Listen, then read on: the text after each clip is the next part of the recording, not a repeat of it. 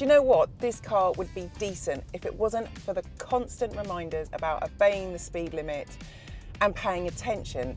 And I wouldn't mind, but quite a lot of the time she's wrong. The speed limit is 40 miles per hour. It's actually 60. See what I mean?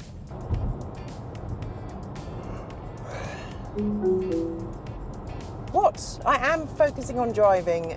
It did this the other day for 15 minutes. To be fair, you can activate or deactivate the driving assistance features, and the car will actually remember those settings when you next jump in it.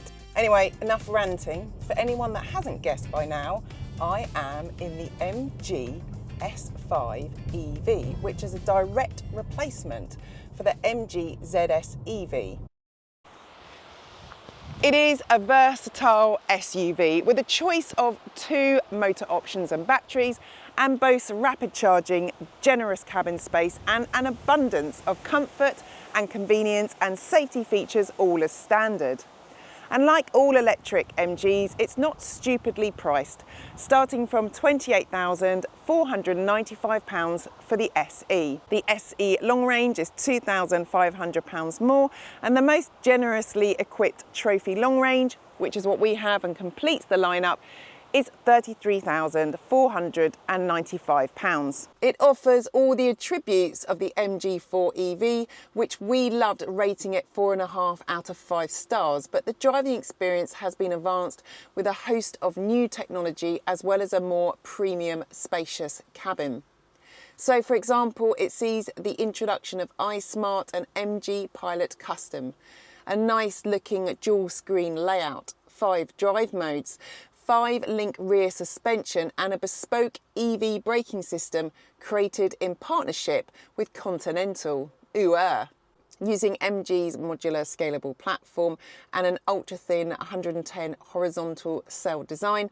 The MGS5 EV has been able to offer a generous amount of space. It will comfortably swallow 4 adult occupants, 5 at a push, and plenty of luggage. There are loads of storage spaces dotted throughout the cabin, and whilst there's no frunk, boot space is amongst the best in class with 453 litres, and it features a 2-stage floor, a hook, mesh pockets and anchor points.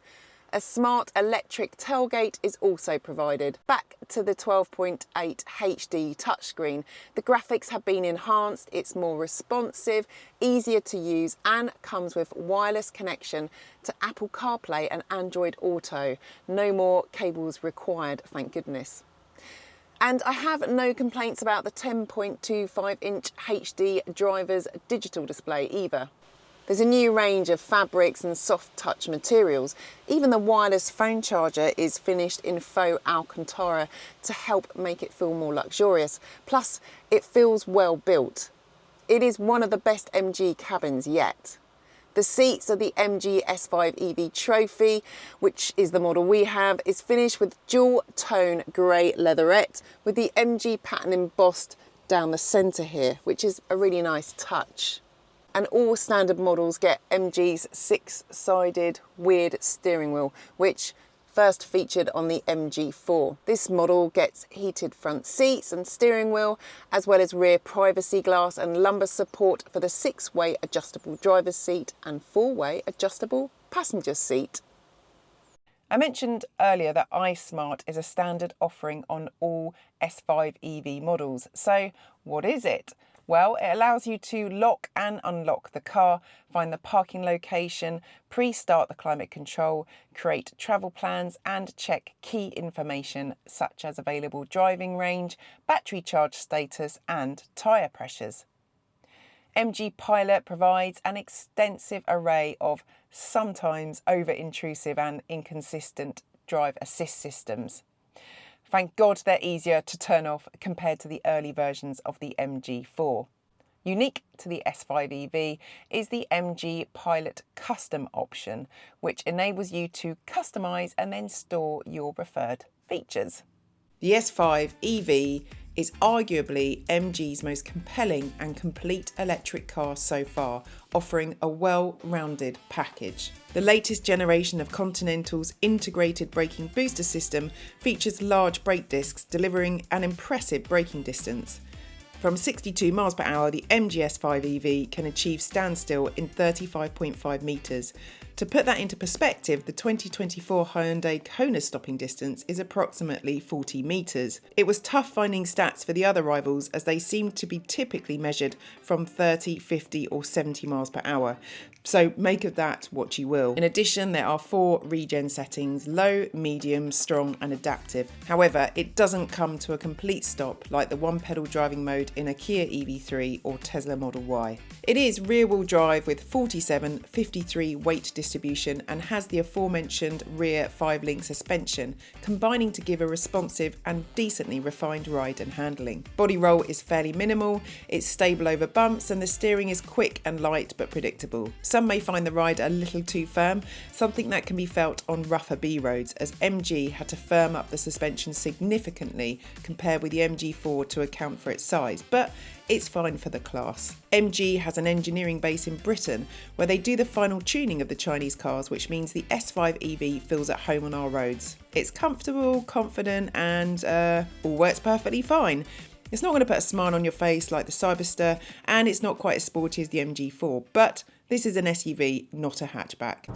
The powertrain is composed of a 49 kilowatt hour battery and 125 kilowatt motor, whilst the SE and Trophy long range get the 64 kilowatt hour battery and 170 kilowatt motor, good for a 0 to 62 time of 6.3 seconds. The introduction of 5 drive modes gives the driver more choice, with normal, sport, comfort, snow and custom, and they can be selected via a button on the right hand side of the steering wheel with a star on. Again, just like the brakes, the car won't remember those settings when you next get in it. Bit annoying. The 64 kilowatt hour battery provides a combined driving range of 288 miles for the Trophy long range, with SE gaining another 10. And charging performance for both batteries means a minimum of downtime with rapid charging taking just 24 minutes. It's worth noting that there is no heat pump even as an option for improved cold weather efficiency. Because MG wanted to prioritise a spacious cabin, the S5 EV is a little boxy. It's detailing draws inspiration from the Cyberster GT convertible at least, such as the split grille design in addition to the integrated high-low beam lights. The LED daytime running lamps have a checkered flag signature, which is also repeated at the rear. Down the side there's silver cladding and twin roof rails, whilst at the rear there's a distinctive light bar and spoiler. The Trophy gets 18-inch wheels. It's smart looking, but it does lack charisma, a bit like the cabin in that respect. MG has built up a reputation for affordable, convincing, long-range EVs, and this is no different, with fast charging to boot. It is a giant leap forward from the ZS EV it replaces, and such a great all-rounder.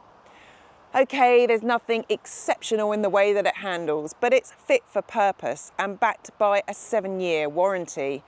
And that's all you want from a family runaround. Something sensible, right? A little bit soulless and thoroughly engineered, but not particularly dynamic. If you can live with the smaller range, the entry-level SE is the smarter choice, undercutting the Jeep Avenger, Kia EV3 and Skoda Elroq. With the exception of the entry-level Kia EV3, the Hyundai Kona, Renault Scenic and BYD3 are all more expensive than the top spec S5.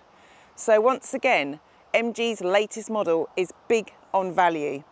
The choice of B-segment electric SUVs is huge right now and accounts for nearly 30% of the UK car market. MG want a slice of the action, and the S5 EV could well follow in the successful footsteps of the 4.